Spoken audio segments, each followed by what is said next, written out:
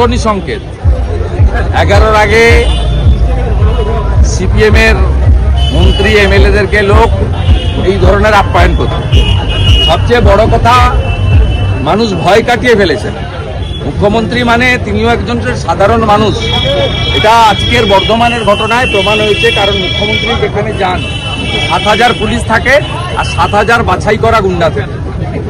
14,000 গুন্ডার সামনে 7,000 রেজিস্টার্ড গুন্ডা আর 7,000 দলীয় গুন্ডা, তার সামনে যারা প্লাকার্ড ধরে বলেছেন চাকরিটা আমার চাই, নিয়োগটা করুন, তাদেরকে হ্যাটসঅপ জানাই।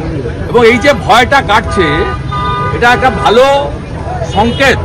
এবং আমার ধারণা আগামী কোনো ইভেন্ট থেকে মুখ্যমন্ত্রী আর প্রেসকে অ্যালাউ করবেন না, ফিডটা দেবেন। উনি নিজেও বলে ফেলেছেন, হেলাই না পড়লে বিড়াল গাছে ওঠে না। এর অবস্থা অশনি সংকেত।